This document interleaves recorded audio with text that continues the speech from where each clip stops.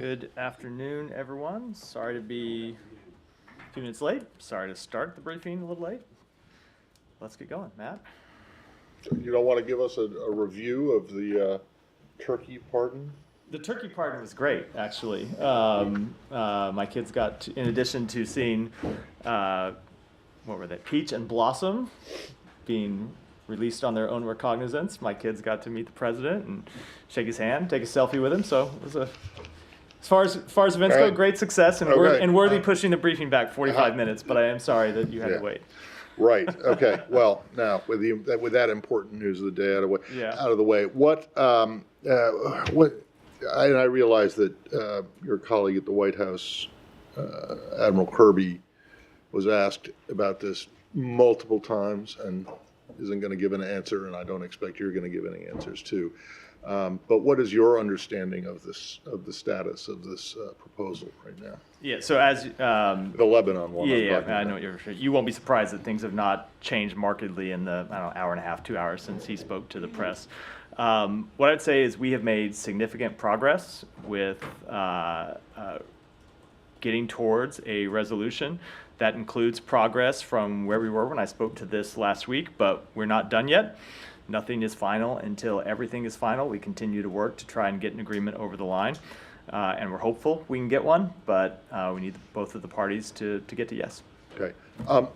Do you have, off the top of your head, an idea of how many times you guys, U.S. officials, have said exactly those words as it regards to Lebanon dating back to September, late September, and as it regards Gaza going back to, almost a couple days or a week or so after the October 7th attacks? I can tell you we are painfully aware, because this has been an incredibly frustrating process, both getting to a ceasefire and a diplomatic resolution to the conflict in Lebanon, and also the many rounds of negotiations to get a ceasefire in Gaza.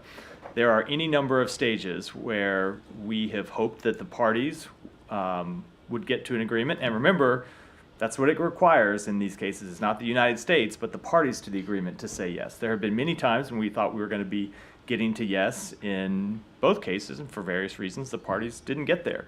That said, we believe we are close here, but that's why you heard me come out and say nothing's final until everything is final, because we know we don't have a deal until there's one that has been fully agreed to by both sides. So why do you think it is, and I'm not asking you to get inside their heads necessarily, but that there are people in this government who are running around on background repeatedly giving overly optimistic assessments of where things stand?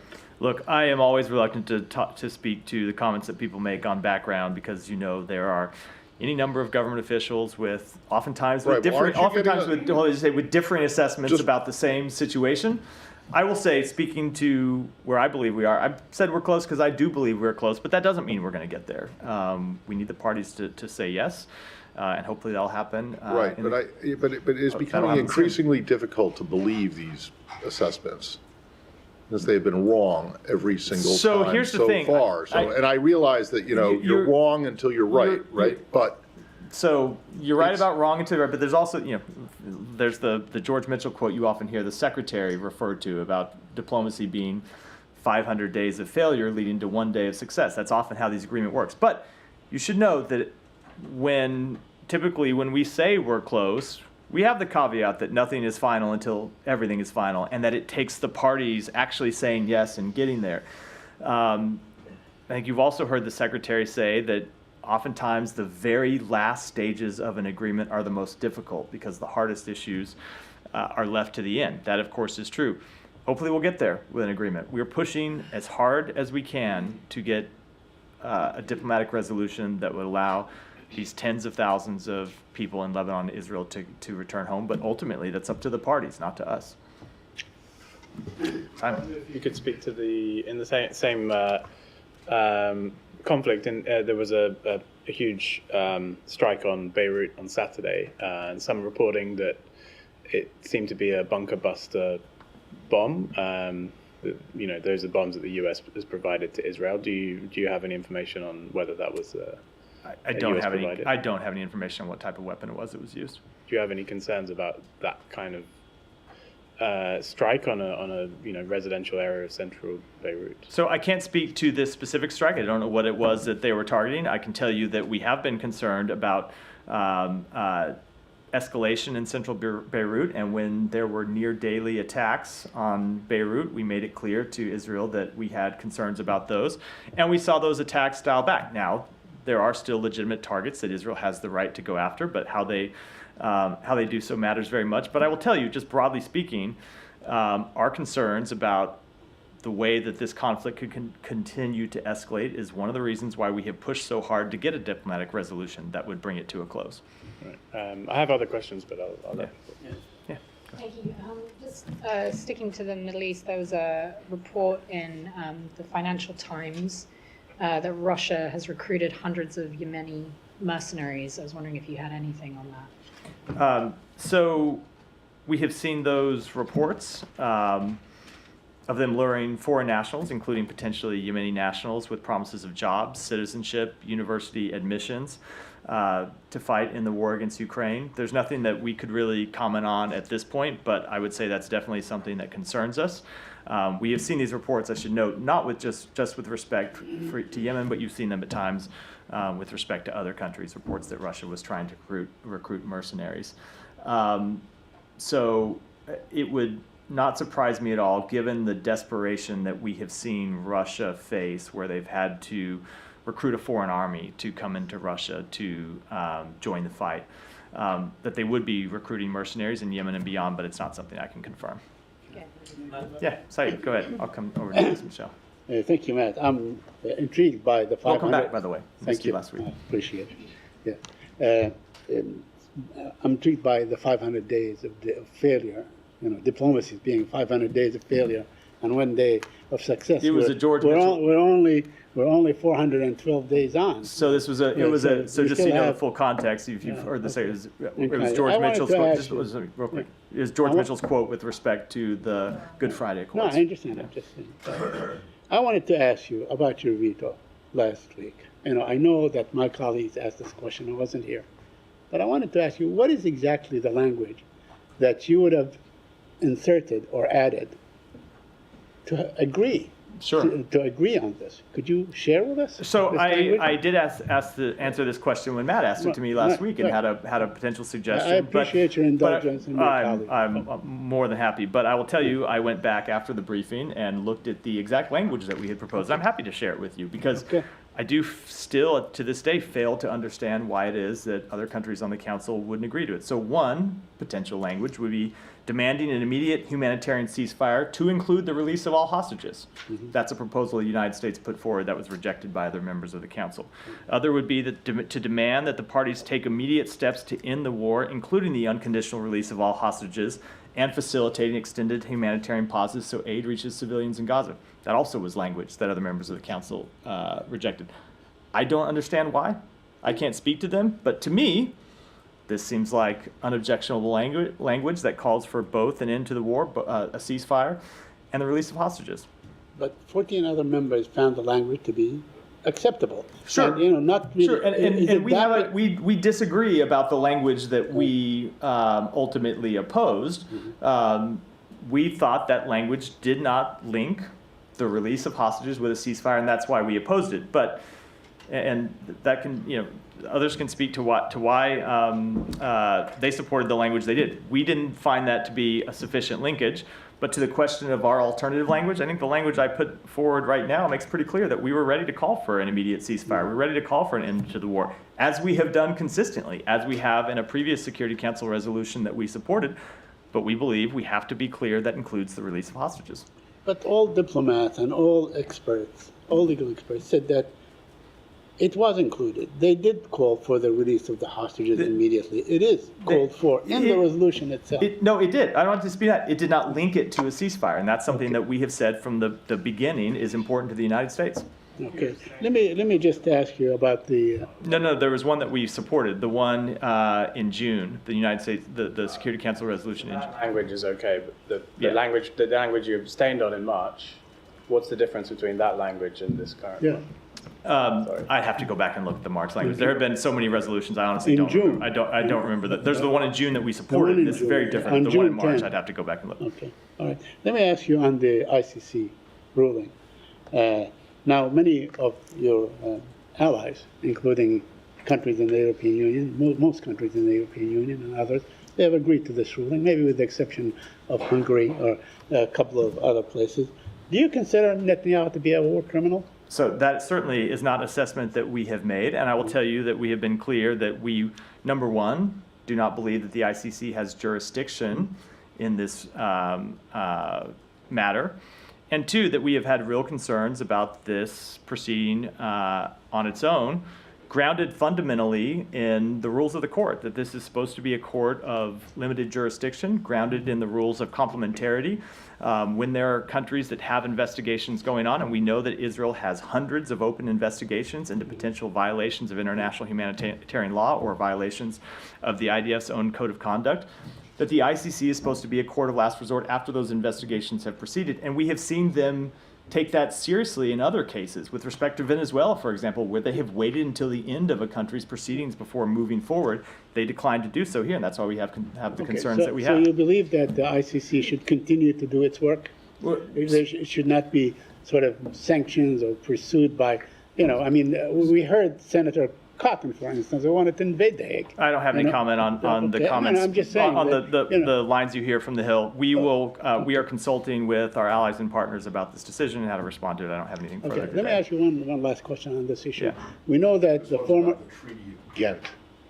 You're gonna get a taken question on that one.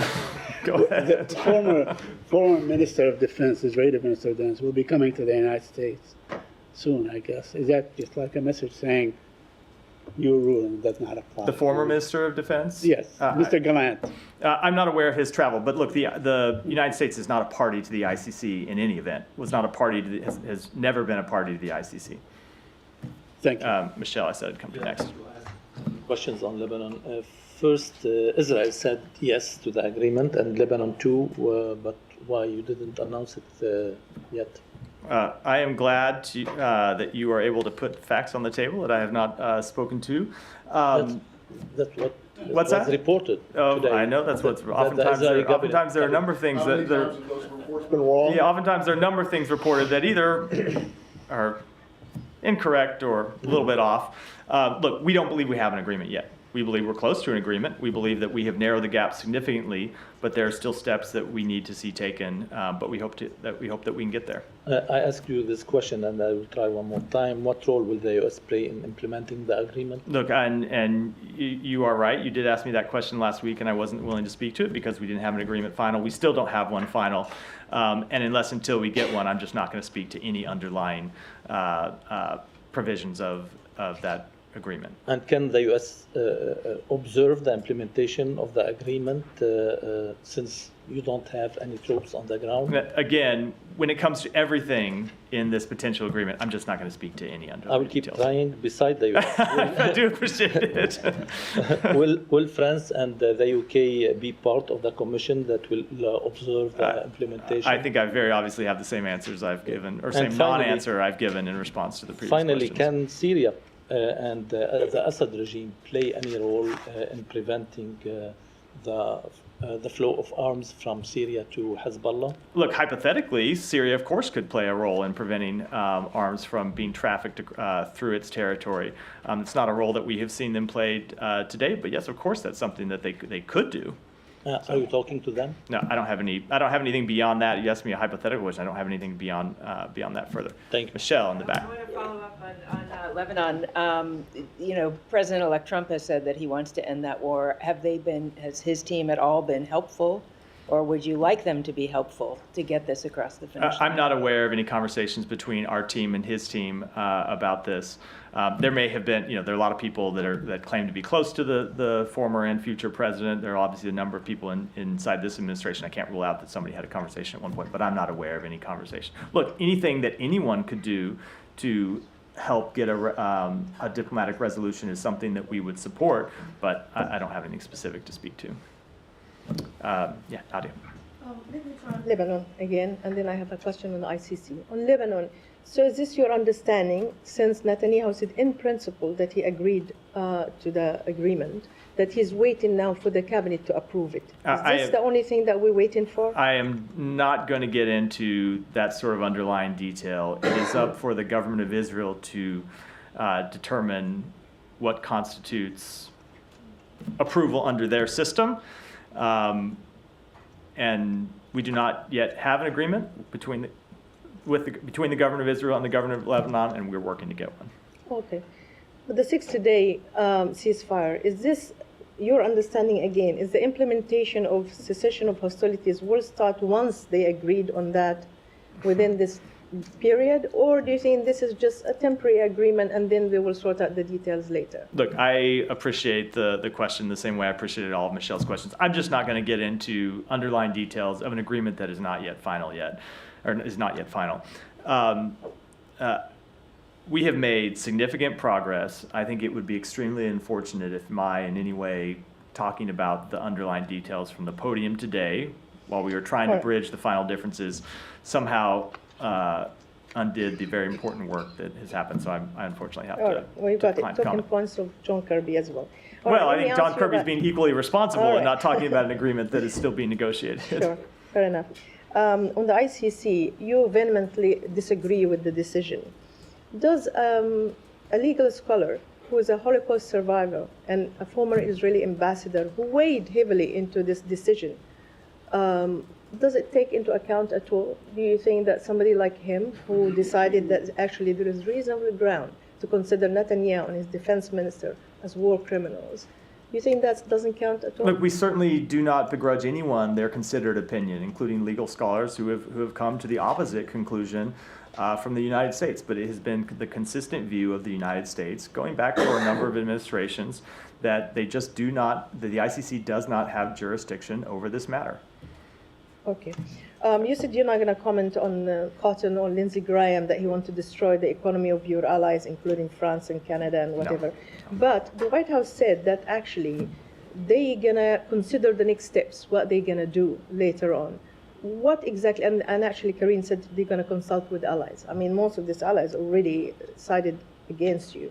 So what exactly the steps that you might consider apart from sanctioning the ICC? So you just heard me a moment ago getting say that we are going to consult with our allies and partners in this question. I'm not going to try and get ahead of those conversations. We're going to talk to a number of partners of ours and make a decision about how we move forward, but I don't think it would be appropriate for me to try to get ahead of that process before it has taken Well, place. is it more than sanctions or within this? Again, these are conversations framework? we're going to have with our allies and partners. I shouldn't get ahead of it here. Okay. Yeah, so. So what is your position on whether other countries that are members should follow the arrest warrant? Look, we have made clear that we disagree with this ruling, that we have serious concerns both with it from a jurisdictional perspective and also from a process perspective. Every other country has to make their own decisions under their law and their systems, how they're going to react to it. So when the secretary was, I think last year it was, where he was talking about the warrant for Vladimir Putin, said, this was in Senate, said any country that's party to the court has obligations and should fulfill those obligations. So should countries' obligations to international treaties be sort of selective in this way? No, every country has to make their decision. Every country has to make that decision for themselves. But I don't think there is any equivalence between the case that the ICC has brought against Russia and the case that it has brought against Israel. When you look at the difference between the two countries, Russia is not a democracy, does not have a functioning independent legal system, is not investigating violations of international humanitarian law by its soldiers. Israel is the opposite in all of those cases, a democracy with an independent court system that has hundreds of open cases into allegations against its soldiers. It is important that those processes be allowed to proceed. That is the principle of complementarity under which the ICC was founded. Now, when it comes to countries making the decision, they all have to make their own decisions, in the same way that the United States has. So one huge similarity between both Israel and Russia is that neither are members of the ICC, just like you. Yeah, also correct. Also correct. Okay, well, if they don't have jurisdiction over Israel, Why should they have jurisdiction over Russia? Ukraine is also not. So Ukraine is not a member. Ukraine is a sovereign state, however, that has granted its jurisdiction to another country. I think it might have been Poland, another country, and allowed that country to intervene for them, which is something that sovereign states can do. There is no sovereign state of Palestine. We want to establish a Palestinian state, but that is the fundamental nature of our jurisdictional disagreement with the court on this matter. Okay, it's still your position that other countries, if Vladimir Putin or other Russian official who've been granted arrest warrants against them, come to their countries, they should be arrested. Yes, but that ultimately that is a decision that every country has to make for itself. And this feels like a different universe now, but there was a time when this administration was talking very positively about the ICC. Obviously, the US is not a party, but there was a agreement, or the president granted or asked agencies to share information with the ICC on the Ukraine, on the Russia-Ukraine case. Is that still something that this administration is doing? Are you still sharing intelligence and information with the ICC? I'll have to take that back and get you an answer. I don't have any current read on what our actions have been in terms of supplying them information on that case. Yeah. Go ahead. Can you stay back to the ceasefire deal? Yeah. Do you have any further information that you can share about the sticking points? I do not. I do not. Yeah, I do not. It gets into this question that I've Yeah. declined to answer about underlying details. And has the US been asked by Israel to give a letter of assurances, include it for any Israeli military? That also goes to, it's going to be a short briefing if I'm going to be declining all these questions. No, it also goes to the underlying details of the case, of the negotiations, which I just can't in good conscience speak to from here publicly. Yeah. Thank you. So my first question with the ICC, Iran's supreme leader today called for death sentence for Israeli leaders. So I wanted to get your take. And does this kind of position by the supreme leader in Iran increases the tension that U.S. tries to subside in the region? So those comments, I'd say, are unfortunately what we would expect from the leader of a country that is a state sponsor of terrorism.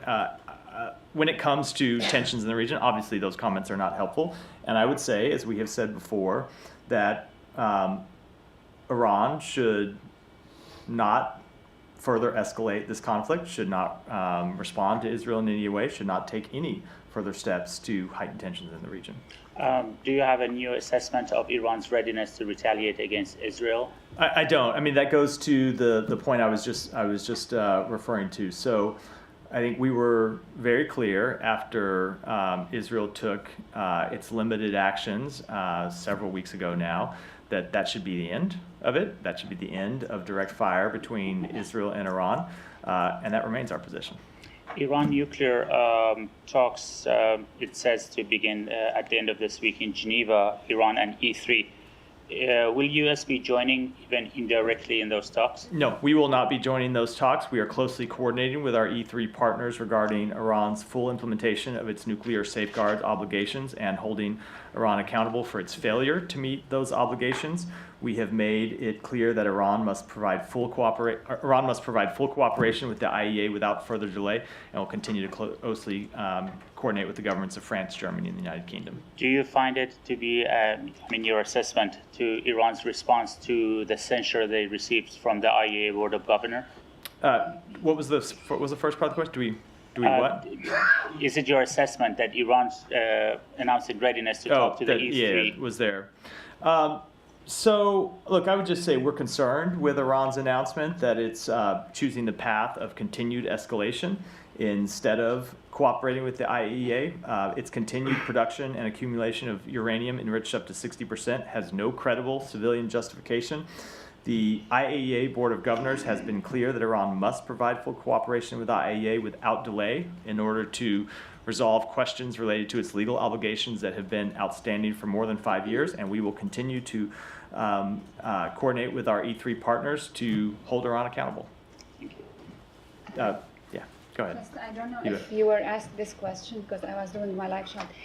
On Lebanon, I know you don't want to elaborate, but the question is, if there is no deal, would it be fair to say this would be the last chance? I don't want to speculate about what might happen. We want to get a deal, and we believe that we are close. We will always try to pursue diplomacy to resolve this conflict, but I don't want to speculate about an outcome that I hope. I don't want to speculate about an outcome that we hope doesn't take place, right? We want to get a deal. I don't want to speculate about what would happen if we don't get one. Okay. From what we've learned, this would be a ceasefire for 60 days, whatever you don't want to confirm, I understand. But the thing is, who would be following up on that? There are rumors that Hochstein is leaving his position. So is the State Department going to be involved? Are you going to follow up also on the internal politics mediation in Lebanon when it comes to the president, to elect a president, to have a new government? So what are the plans? So the United States will continue to stay engaged on this question. I obviously can't speak for what will happen post January 20th. There will be a new set of people making decisions about the United States' role in the region, but it's certainly in the interest of the United States to continue to push for diplomacy and to continue to resolve this conflict, and ultimately to see that United Nations Security Council Resolution 1701 is implemented. That's an important thing that we are trying to achieve under this resolution, and that is something that will require work by the parties. Should we get this agreement, will require work by the parties going forward, and I do believe it is in the interest of the United States to stay engaged on that matter, whether it is our administration or the next one. Since you raised up the 1701, Yeah. will we have another Security Council resolution regarding this agreement or statement from the Security Council, since you will preside over the Security Council next month? Look, I just don't want to get ahead of where things stand today. We want to get a resolution first. Should we get a resolution, you will hear from us about the answers to all the questions that you have been putting to me today, and many others, including potentially a Security Council resolution. But I just don't want to get that. I don't want to get into that today. Yeah, Janie. Thank you. I have a couple of questions on Russia, Ukraine, and North Korea. Russian Deputy Foreign Minister Andrei Rutenko said that if South Korea provide lethal weapons to Ukraine, the relationship between the two countries will be completely destroyed. And the United States is also responsible for this. How will you react to this? No, look, I don't want to deal with a hypothetical situation, but it is Russia and Russia alone that is responsible for the very real security concerns that South Korea and the United States and Japan and any number of other countries have about the movement of DPRK troops to join the fight in Russia against Ukraine. Secondly, Ukraine media reported that 500 North Korean soldiers killed by Ukrainian strikes in Kyrgyz. Are North Korean troops deployed into combat and currently fighting against Ukraine? What is the situation up there? So we have seen North Korean troops enter combat operations. With respect to any kind of damage assessment, I would refer to the government of Ukraine to make those. South Korean National Security Office announced that in return for North Korea sending long-range artillery and the artillery power to operate it to Russia, Russia has already given North Korea anti-aircraft missile and other air defense equipment. How do you confirm this? Do you have any information about that? I am not able to confirm that today. Willie. Thanks, Matt. You mentioned that one of the things that distinguishes Israel from Russia is the fact that it has hundreds of open investigations into its own people and events. The State Department, of course, has dozens of investigations into some of those events as well. Any update on those? No, they're ongoing. And what happens on January 20th? So the assessments that we are conducting about compliance with international humanitarian law are assessments that are required under the law. They are not discretionary assessments made by this department. They're things that we are required to do, and that is true regardless of who the president is. Thank you. Yeah. Human Rights Watch has reported today that an Israeli airstrike in Lebanon last month, which killed 3 journalists, constitutes an apparent war crime, and U.S.-made arms were also used in this incidents, according to report. Have you seen the report, and is the U.S. assessing the use of its weapons in this incidents like the others reported, other 500 others? So I have seen the public reference to the report. I'm sure there are people inside the administration, inside the department, who have looked at the report. We generally do take these reports very seriously when we see them from non-governmental organizations, but I don't have any kind of further assessment either to the type of weapon that was used or to the nature of the strike itself. And there were similar, reportedly 500 such incidents that were being investigated by the State Department. Any conclusion in any of these? No, just as I said in response to Willie's question, we have a number of assessments that are ongoing. I don't have any further status to update on those. Yeah, thank you, Matt. On the potential Israeli attack in Iraq, the Iraqi government this week, they went to Security Council, the Arab League, and also the Organization of Islamic Cooperation. And there are the Iraqi diplomats saying that they reach out to the U.S. Have they reached out to you, and what's your position on this? So we have had a number of conversations with the government of Iraq about this underlying question, as you know, because I've spoken to you about them a number of times from this podium, and that our position has been clear that the Iran-aligned militia groups inside Iraq risk destabilizing Iraq. They risk dragging the country into a regional war by conducting unsanctioned attacks both within Iraq and outside of Iraq's borders.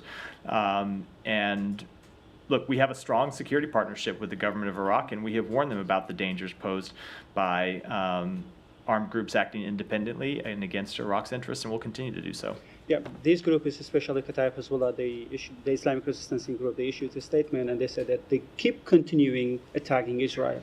So do you think that Israel has rights to defend themselves against these groups and attacking these groups inside Iraq? So every country has the right to defend itself against terrorist attacks. That's a true statement about every country in the world.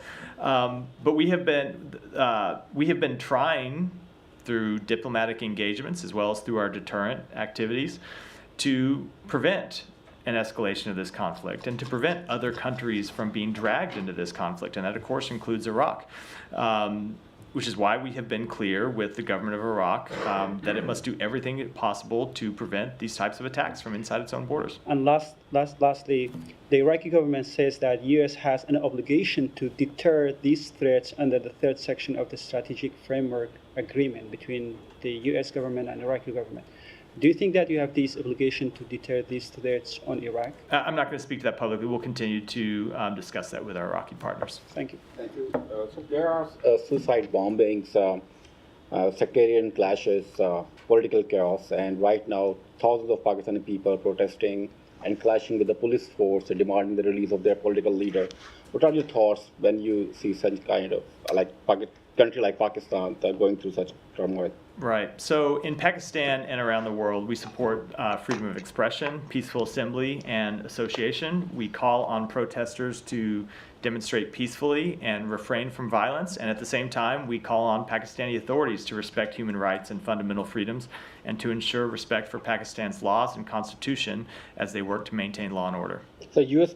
prosecutors have charged Indian billionaire Adani with fraud and bribery. The leader of the opposition in India, Rahul Gandhi, has demanded the immediate arrest of Adani and alleged that Prime Minister Modi is protecting him. Is this something U.S. supports, such as the arrest and investigation? Look, that is a law enforcement matter. I would defer to my colleagues at the Department of Justice to speak to it. Okay. Thank you, Matt. Regarding the protests going on in Pakistan, yesterday in almost 10 major cities in the U.S., those similar protests happened where they're demanding the release of Imran Khan. Right now, just 15 minutes ago, 20 people in the protesters were shot. They're injured now. Your reaction to that, and how do you see the future of Pakistan? Is it starting to look like Bangladesh or not yet? Look, I don't have any further comment than what I said a moment ago, that we support the right of people inside Pakistan to protest peacefully, and we call on the Pakistani authorities to respect human rights and fundamental freedoms. Just last one. A lot of journalists, international journalists, and I want to include myself in it too, are a little concerned about how the upcoming administration is going to be treating the media. Is there anything you can at least tell them to boost them up, not to be too scared about the treatment, or no, there's nothing? I think we have shown since day one of this administration the respect we have for the independent media. No, I'm sorry. I'm talking about the future, the next coming one to be very harsh and rude. Just let me give my answer. Yes, sir. We have shown since day one the respect that we have for the independent media. That's why we hold these briefings, because we believe it's important to come here and take questions. And I certainly believe that that is true and will continue to be true, that it's an important check on power for administrations of both parties, but I don't suspect that the incoming administration is necessarily going to look to me for advice on that question. Go ahead. Thank you, Ed.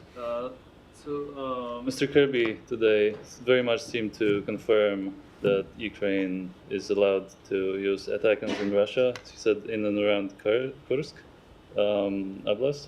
So, given your previous reticence to clarify, I mean, can you clarify that it was a confirmation? No, I don't have anything further to say on that. Okay, so in light of the recent experimental IRBM strike in Dnipro, are you considering changing your approach, or? No, we have not. When it comes, two ways to interpret that question, and I'll answer in both ways. When it comes to nuclear posture, if that's the approach that you meant, no, we have not changed our underlying nuclear posture and don't anticipate the need to do so. When it comes to our overall approach with respect to Ukraine, no, we will continue to support Ukraine. We believe in their fight for their freedom. We believe in their fight against a country that has tried to change the borders of Ukraine by force, and we're going to continue to support them. Le Monde reported today that there are discussions about between the French and the British about deploying troops to Ukraine. I take it you're not going to do it yourself, but do you have any reaction to that? No, I don't have any comment on that. Say, come back to you. On the settlers, about the Israeli Defense Minister, Mr. Katz, decided to release the settlers that are in administrative detention. I mean, there are a handful. There are like thousands of Palestinians in administration. Do you have any comment on that? Yeah, so we see the announcement that administrative detentions will no longer be applied to extremist Israeli settlers as a rolling back of one of the limited tools that was effectively being used by the Israeli government to rein in this illegal activity. As you know, Saeed, we are incredibly concerned about the increasing extremist violence in the West Bank, including assaults on civilians, forced displacement of Palestinian communities, and the willful destruction of homes and farms. We have called on the government of Israel repeatedly to take further actions to deter extremist settler violence and to hold those engaging in it accountable. And as you have seen with the actions that we have taken over the past year, we are also committed to continuing to take our own actions to hold people accountable. Have you spoken to to Israeli officials on this issue? So the secretary has not spoken with Minister Katz since this announcement was made. I know that the Secretary of Defense had a call with him over the weekend, and when it comes to the substance of that call, I would defer to my colleagues at the Pentagon. Thank you. Yeah, really good. Just on the sanctions, is there anything the State Department can do to calcify the sanctions that you've already put in place? So the sanctions that we have put in place are decisions by the executive branch under authority given to us in the State Department's case, and I believe it's true in the Treasury Department's case as well, by an executive order signed by the President. Executive actions, unlike statutes, can be reversed by future executives, and executive orders issued by one president can be withdrawn by future presidents. I know that is an unsatisfactory answer to a number of people, but that is the nature of our system. Yeah. Coming back to Lebanon, there's a Human Rights Watch report today based on some research that they've done about an Israeli airstrike on October 25th that killed 3 journalists and injured 4 others. They say it seemed to be a deliberate attack on civilians, an apparent war crime, and found that it used a US-produced JDAM guidance kit. Is that something you've looked into? I think that's the same one I got asked about a moment ago when I said that I'd seen the reports about it. I'm sure that there are people inside the department who have actually reviewed the underlying report itself that was issued by Human Rights Watch. We take all these things very seriously and look at them, but I don't have any assessment about either the type of munition that was used or the underlying event itself. Yeah, On this incident, specifically on the bad attack against a journalist. Of course, yeah. Thank you Of so course. much. Thank you, Matt. The U.S. has an extradition with Turkey, and Hamas leaders are now in Turkey, according to Reuters report. When will the United States demand that Turkey extradite Hamas leaders responsible for the murder, rape, and kidnapping of Americans? And I have another question on the Palestinian So border. at a briefing last week, I was very clear that we do not believe that the leaders of Hamas, who are brutal terrorists responsible for the murder of individuals from all around the world, including United States citizens, we don't believe that they should be given safe haven anywhere in the world. Now, when it comes to specific extradition matters, that is a legal matter for the Department of Justice, not the Department of State. Since the U.S. government has made it clear that it opposes the Palestinian statute that provides a salary for life for anyone who murders a Jew, will the U.S. demand that the Palestinian Authority repeal that law? And will the U.S. sanction anyone who indeed provides a fee for someone who kills a Jew? We have made clear our concerns about that underlying policy, and I never preview sanctions activities from here. Yeah, go ahead. Thank you very much. Financial Times reported Russia is recruiting hundreds of young men, ensuring them good salaries and Russian citizenship to fight against Ukraine. You have some observation, or you are aware about that, or you have some input from your Saudi I think this counterparts? is the third time today I've gotten a question that I already answered already in the briefing. I did answer this earlier in the briefing, so I'll encourage you to check the transcript. I could give the same answer again, but I don't know if that's a good use of anyone's time. Okay. Amnesty International documented discrimination, violence, and you can say discrimination with the transgender people and people who don't have a dedicated gender. But we have someone here in the United States who is coming to take charge of White House and going for next president. He already said he is going to introduce some laws regarding that genders. So your ambassadors been very engaged all around the world with the rights of transgenders, LGBT. You have some concerns on that? Let me take the question and get back to you. Go ahead. Hello, I have two questions. First one related to journalists. Today, United Nations organization, they blamed Israel for putting Fadi al-Wahidi, a video journalist in Al Jazeera, put his life in risk because of lack of healthcare and medical supplies in northern of Gaza. And Israel is accused for killing over 170 journalists in the Gaza. Why we don't see any other journalists like from USA or like any other countries? It's like seems Israeli authority targeting Arab journalists, putting their life in risk, while we don't see any condemnment from you. Like you don't blame Israel for killing all this you have number heard us of say any number of times that that we condemn the death of any journalists, that we don't want to see journalists killed in this conflict or any other, that we want to see journalists protected. Now, just to answer as a factual matter, I don't believe there are many at all Western journalists inside Gaza. So it is quite tragic that it is in most cases Palestinian journalists who are there documenting what is happening on the ground and bearing the very tragic toll of carrying out that important work. Okay, so do you urge Israel to add more medical support in northern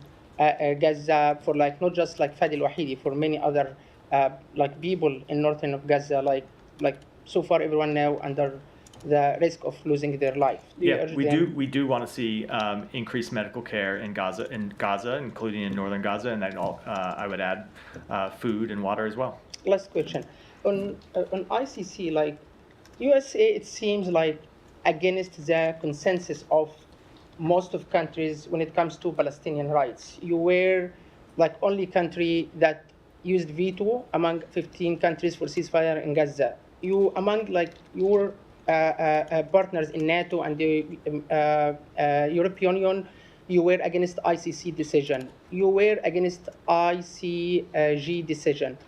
like you were against most of consensus in everything came to Palestinian rights. Why people should believe that you are a fair mediator between Palestine and Israel? Look at the work that we have done over the past months trying to get an end to the war in Gaza.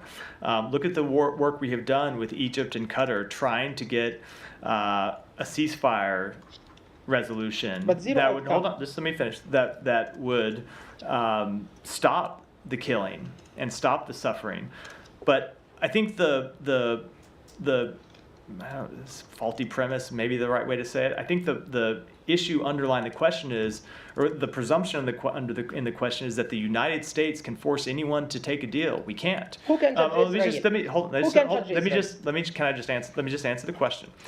We can work with our mediators and continue to put forward the best proposals possible. We can continue to push to try to get a resolution. But in all of these cases, it requires the underlying parties to say yes. It requires the parties to conflict to say yes. And we will continue to use the every diplomatic tool the United States has available to itself to try to end these conflicts, but it requires the parties themselves getting to a deal. One more. Who can judge Israel? Like which organization in the world can hold Israel accountable for any accusation, hundreds of accusations about journalists, about medical teams, about people, about 70% of who killed in Gaza are women and children. So everyone is able to make their own conclusions. Everyone is able to reach their own conclusions. Countries can make their own decisions. Countries can make can draw their own conclusions about what has happened and make their own policy choices about whether, for example, they are going to continue to work with Israel diplomatically. You have seen countries of the world do that. The ICC can make its own decisions. You have seen the ICC make its decisions. There are decisions that the United States disagrees with, but it did move forward on that decision. So everyone around the world has agency to make their own conclusion or to make their own decisions about the facts of these matters and pursue their own policy choices, and the United States will continue to do that, and of course other countries will as well. With that, wrap for today. Yeah. Have you heard anything that what happened in kind of a readout from the Quint meeting today in Italy on the day after plan for Gaza? There wasn't such a meeting. There was a meeting of the secretary with a number of Arab partners. It wasn't the full Quint on Sudan. It was the Quint -1? There were a couple that weren't there. It ended up not all of the foreign ministers from Arab countries ended up attending the G7 meeting in Rome. So we did have a meeting on Sudan that will have a readout coming out, not a full Quint because they weren't all there, but of it was the secretary with counterparts from Egypt, Saudi Arabia, and not the foreign minister from UAE, but another senior official from the UAE. And we'll have a readout coming out from that, but it was still going on when I walked out here. I haven't gotten an update yet.